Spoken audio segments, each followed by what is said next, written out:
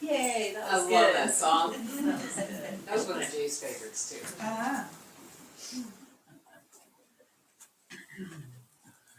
Good morning. Good morning. Welcome to our friends online. We're glad you're joining us this morning. So I invite you into a moment of reverence and either closing your eyes or bowing your head, whatever feels right for you. Let's just breathe in together. A breath that opens the heart, quiets the mind, and reminds us that we're held by something greater than ourselves. This morning we gather in gratitude, not as an obligation, rather as a living practice. Gratitude that awakens us to the gifts already present, gratitude that softens what feels heavy, gratitude that aligns us with the flow of divine possibilities. May we remember that every moment offers something to bless, every challenge offers something to learn, and every person we meet offers something to reflect. As we open this space, may our awareness expand, may our heart be receptive, and may gratitude be the ground beneath our feet. We open this service this morning being grounded, grateful, and eager to listen to Reverend Connie's message. And so it is. Before I invite Reverend Connie up, under the chairs in front of you, sorry you folks online missed this, there are some baskets that Sue put together. And so there's a notepad in there and pen and Kleenex and a little donation envelope. So help yourselves if you need that. In the front row, you're just, oh, sorry. They'll share. But feel free to take notes or you take care of yourself. So thank you, Sue, for doing that for us. So I'd like to invite Reverend Connie up.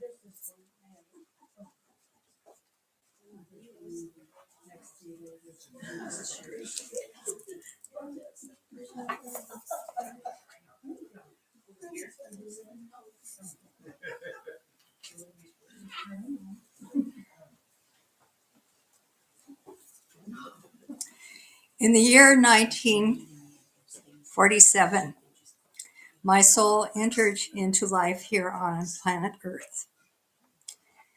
This was the year that the United States of America first celebrated the National Thanksgiving. It's held on the fourth Thursday of November and has been every year since that time.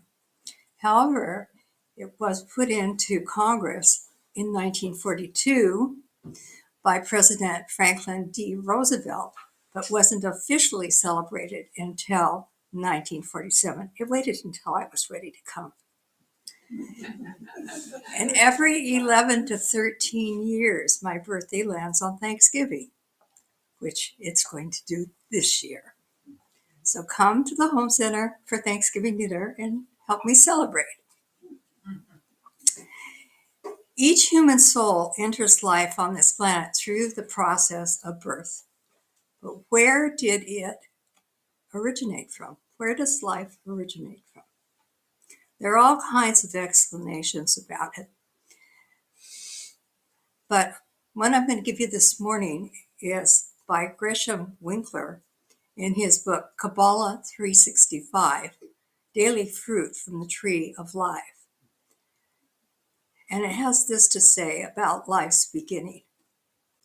When it arose in the mind of the infinite to create, the infinite manifested endless light that encompassed all. In the time beyond time, before there was time, in a moment between moments, before there were moments, infinite being constricted its essence to allow for the emergence of space. Within that clearing, void of itself, infinite being manifested a single ray of its endless light, its infinite presence. And from this single ray, the universe came into being. When we go to a Bible, it talks about how God created out of light.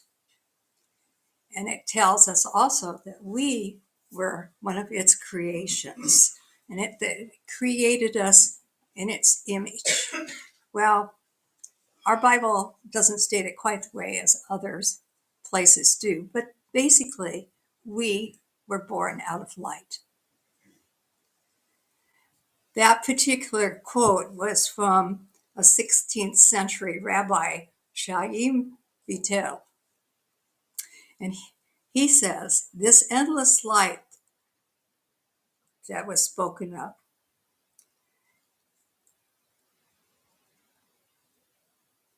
is certainly must be the same, I feel, as the light that he spoke of, must be the light that science has found that exists in every single cell of our being. Basically, the smallest particle of existence that they found is light. Everything is made of that one substance, that infinite intelligent light. Everything. There's nothing that isn't that, is kind of what's being stated. When I first sat down the other night to think about this message and what I wanted to say, I was sitting in my recliner chair, and I had my cat, Blackie, his big male black cat, was sprawled across my lap. And I reached out to stroke him, to pet him. He loves to be scratched and petted. And he began to purr and be very, very happy. It was a very pleasant moment for both he and I as we shared our light. When I do that, oftentimes petting him or stroking my other cat, my hands begin to tingle. And at times when I see them, I can see this aura of light around them. At times I've been able to see that around people and around trees. Not say that I've ever seen it around a rock, but I've seen it around plants. So I know that light does exist. To go back to Blackie, when he first showed up about 3 summers ago, it was after a spell of very high temperatures. It had been 90, 100 degrees for 2 weeks. He was lying on my back patio, prone, thin, scrungy looking, a wounded leg, and meowing at me. He was dehydrated. He was hungry. He was sick. I gave him water. I gave him food. I gave him love. And he became healthy and strong. And he's continued to get healthier and stronger and bigger over the years. But he also has another side to him. There are days when he sort of gets down on the world, especially if another male cat comes into his territory. Then he gets into fight mode with the angry, mad fur flies. There's lots of loud meowing. And oftentimes he comes back limping with some new injury. At that time, I'm sure that life force, that light, becomes dimmer. You might say that Blackie's life is very much like human life. We have our up days and our down days. One of the things that I remember this Ramtha saying at a symposium we attended was that life, you go up, down, up, down. Next time around, up a little higher, down a little lower, up a little higher, down a little lower, until it evens out. We're in the process of learning about balance right now. That's what we're trying to do. We're clearing out all the old stuff, and we're making way for the new. We've got the feminine energy coming down to balance out the excessive masculine, aggressive energy that's been here in control for so long. So we're trying to come into that balance. I'm going to move us to a little story about Alaska for a moment. Willie Lou Warbelow was a teacher who taught some of the Eskimo people, along with her husband, in remote Alaskan villages, way up close to the Arctic Circle. That's where they were. And she wrote a book about this that was entitled Empire of Ice. I found it in our library. And I would like to share a little bit about what she shared about her belief in life. She says, I've never believed that growing up is steady, unbroken process. It comes in spurts, successes, failures, happiness, heartbreaks, and tragedies. Those are the things that make men and women out of us. No matter what life throws at us, we are here to remember we were given free will to choose the high road or the low road. Seth is another person that I've been reading. We've been reading a book. I've been reading it to my husband by him. And in it, he says, the initiative to change an aspect of your life must come from changing your viewpoint. How do you view your world? How do you view yourself? That particular perspective with which you view your past, present, and imagine your future. We're always doing that. We're always viewing it. In every moment of your life, you are at a point of power. From this point, you look within yourself for evidence of what you want in terms of positive experience. Although Mrs. Warbelow found her life in those remote Alaskan villages very, very tough, they were very isolated. They had to rely on things coming in up the river by boat or by plane. The people there lived still pretty primitively. A lot of them were pretty ignorant of a lot of things. They had no post office. They had no town store. They knew how to survive, though. They would go out and catch muskrats, for one thing, in this one village that they were in. And they were young newlyweds when they went there. And that was in 1973 through 1974. But she so lovingly cared for those people. And she and her husband held a vision of what that village could become. They helped them to build a store. They had a school. They had, and they had a post office by the time that they left. And they went on to other villages as well in Alaska. They had a dream that they fulfilled of what they wanted their life to be. They wanted it to be in service to others and to help those people. Moving on, there was an article in this month's Sedona Emergence Journal, which this one is their prediction journal that they put out every year. So that's the predictions for 2025 to 2026. A woman named Zuana Sesatova wrote, the world is in a turbulent state. Doubts, fears, defense, attacks in the name of defense abound. Fear, insecurity, worry are the names of the game for those who rule the world and make poor decisions. That said, your life experiences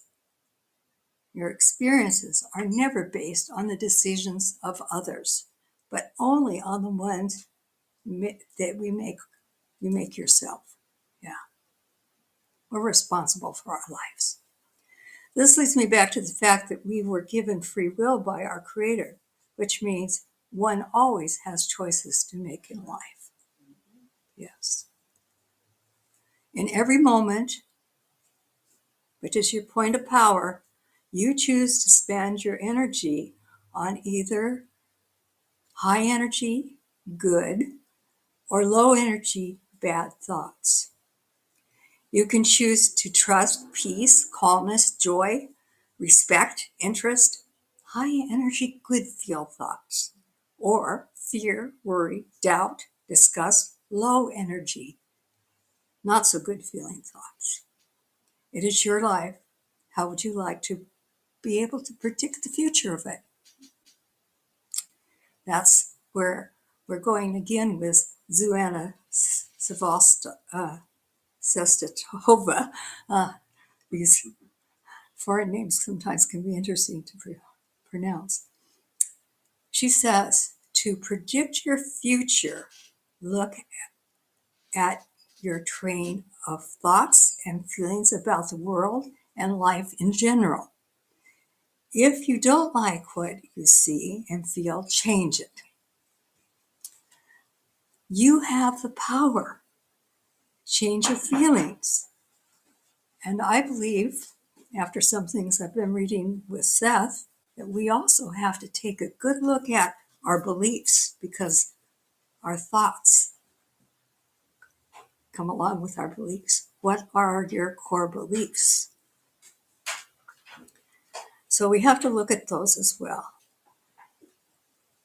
Because in order to make a difference in our future, and a positive future, we have to look at how do we think that is not supporting that positive picture.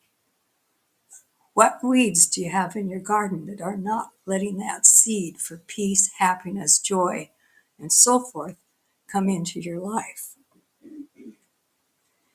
I remember Dick getting up here one time, and he talked about this principle that's known as the butterfly or the ripple effect. When you drop a pebble in a pool of water, you see this ripples. But believe it or not, a butterfly landing on a flower also creates ripples. Our thoughts go out through the ethers to everything. We affect everything, not only on this planet, in the whole of the universe. Yeah, that's a big responsibility that we probably have never known about most of our life.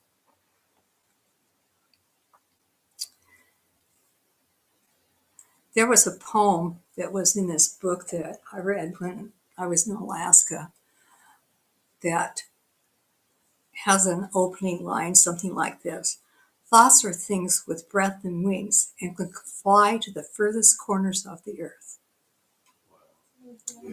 Yeah. It's a cool poem. I didn't bother putting it all out here. I've given it before. So going back again to the article, Set Your Desired Future in Motion, it goes on to say, to thrive, you must feel good about life, develop feelings of trust in life, and in life-affirming principles that create everything that is to thrive. And that isn't the Kaiser Permanente ad. It's our ad, right? Going back again to this article, it goes on to say to thrive, like I said. Okay, I read that part. Moving on to the next page here.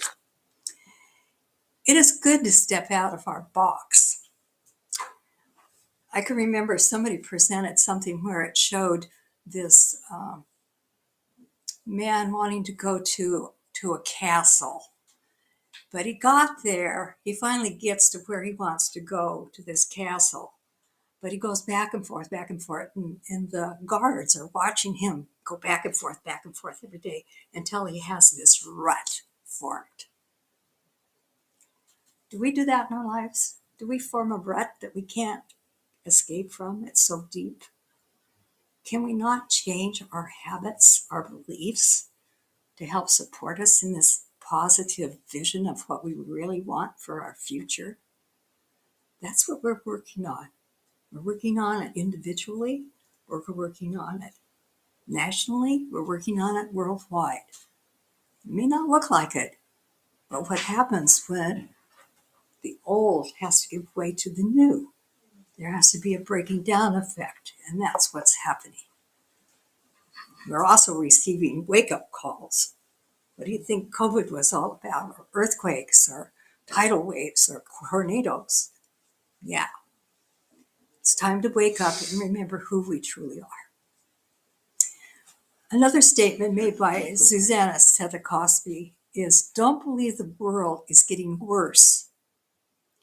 For that is not true. The world is always different because it constantly changes, which is the life principle.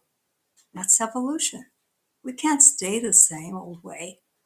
And people that want to stay stuck in three-dimensional reality, they may have to keep experiencing it while the rest of us go on in the fifth dimensional reality. Remember, every moment in your existence contains your point of power, your point of creator light. You can use this power in some formulas that I've come across to think about it. Thoughts turn into energy, energy in motion, emotion that turns matter into form. That's how it works. That's how we create. You are the creator within your creation. You are the creator within your reality is the second one. Yeah, that's the secret. That's what we have to remember to consciously change. Going back to the statement, the world is a turbulent state, and a turbulent state, well, look out there. It looks pretty evident. But why choose to fear? Why go into that? That's how those beings control us, through fear. We don't want that. We want love, right? Love is what glues the universe together. Love is what Christ came to start establishing upon this world. That is where we're going. We're going into a world that is loving, kind, and where everybody is equal. How fast we bring it about is all up to us, but boy, it sure seems like time is speeding up and things are going faster every day. How fast can we go?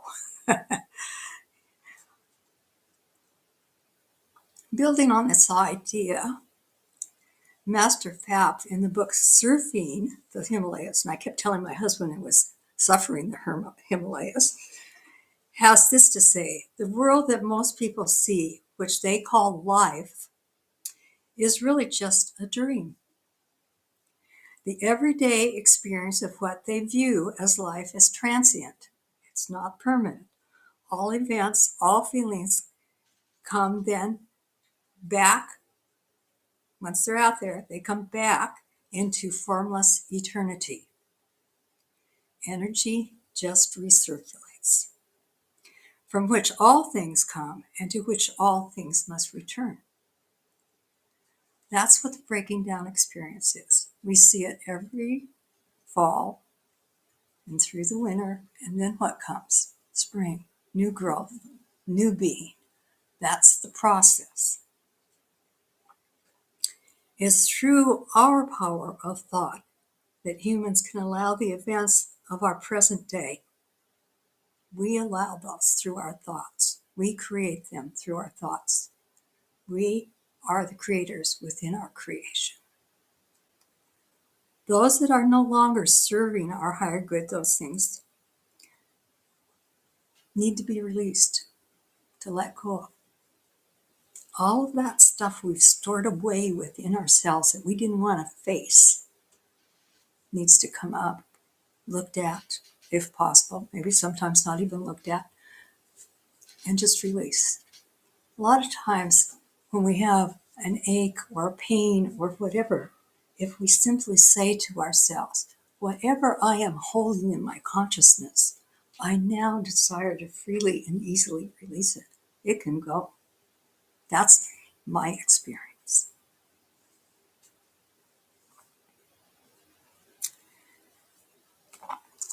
So we can change things. Can we change this world from 3D to 5D? Master Fap again. He tells his student in this book, it is necessary for a soul of itself to radically change and alter its vibratory rate to enter another life in a different dimension. Haven't we heard this before? Raise your vibration. Raise your vibration. That's what we're being told. One of the things that's being spoken of on some of the videos that we've seen on Wednesday night is this whole idea about raising the vibration. Joe Dispenza, I can remember, talked about it. Well, how do you do that? How do you do that? Certainly the clearing thing that I talked about is a necessary process. But what's recommended is to go inward. Go inward. They keep saying that this other realm is within you. Well, in truth, it is, because it's only all thought. It's all our mind. They also say to meditate. Well, we've talked about meditation. Meditation doesn't always mean sitting for hours going om. It also can be contemplating very strongly on one particular thing.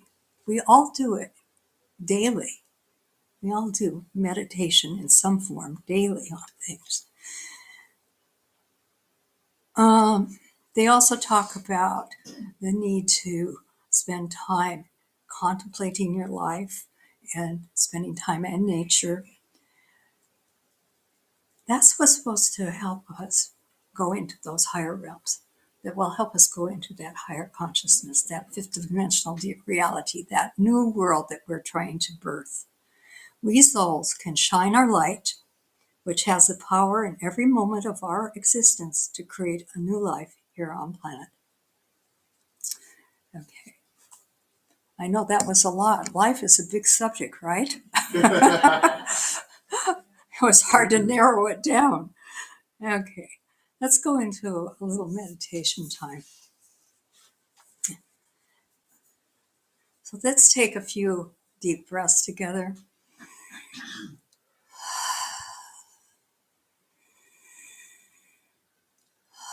One more.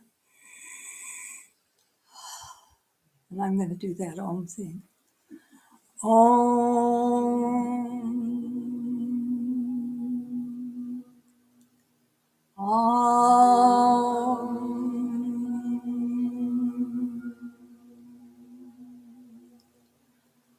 Om.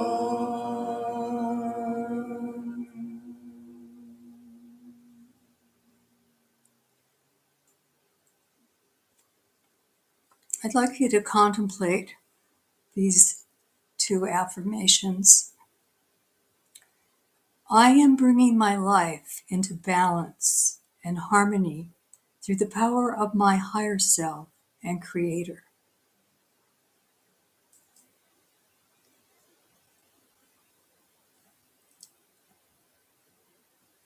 And the second one, I am right here and now declaring myself to be at peace by choosing the guidance of spirit to recreate myself into a master of my own life reality.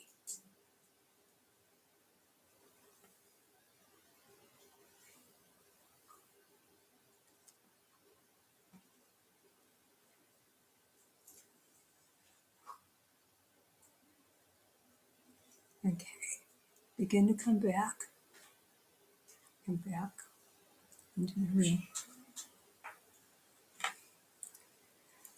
I'm now going to invite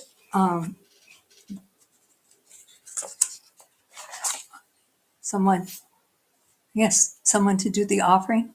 Lynn, do you want to do the offering? I'll pass the basket. I pass the basket? You get to do the offering. Yeah, that's what I meant. I will do the rest of the part of the offering.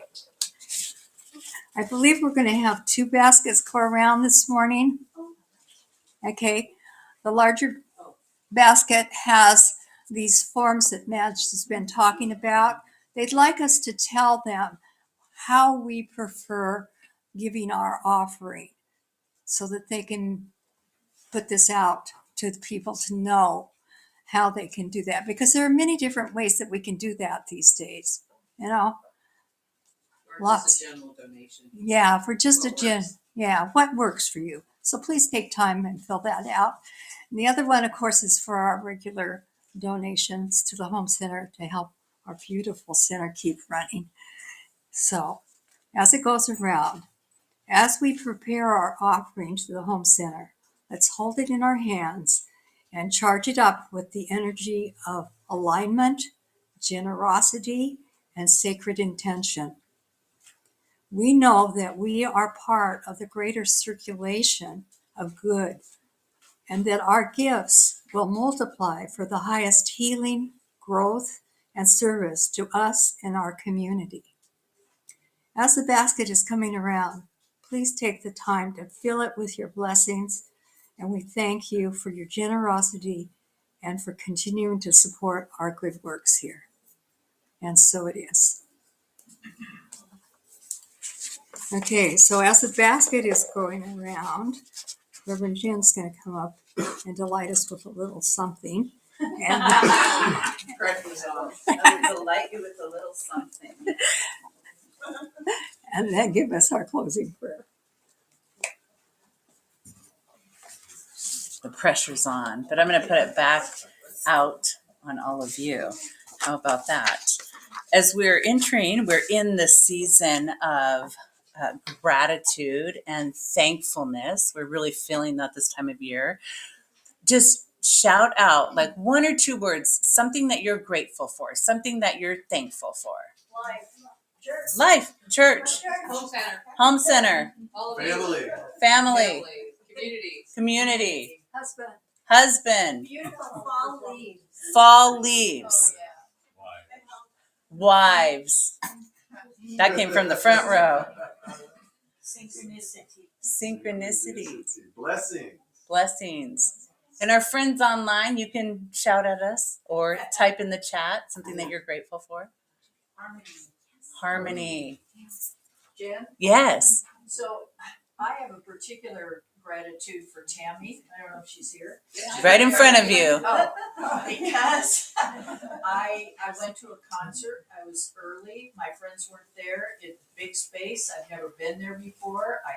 I didn't know where I was. I couldn't figure it out. Tammy came running up to me and guided me, and she introduced herself, so she didn't just grab me and took me. And then, as she seated me, she also seated my friends when they came too. So Oh, thank you. wonderful. Gratitude for Tammy for being in service and helping her brothers and And sisters. that's community. Yeah, thank you. Community.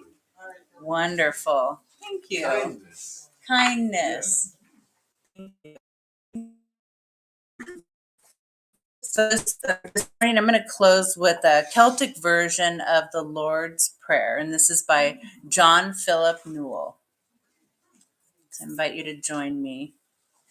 Holy One beyond all names, eternal wellspring, may love rise again in us today, with food for every table, shelter for every family, and reverence for every life.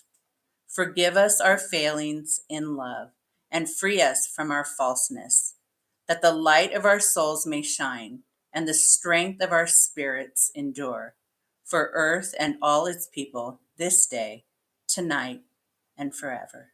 Amen. Amen. Thank you to our friends online from Our Heart to Yours. We're glad you joined us.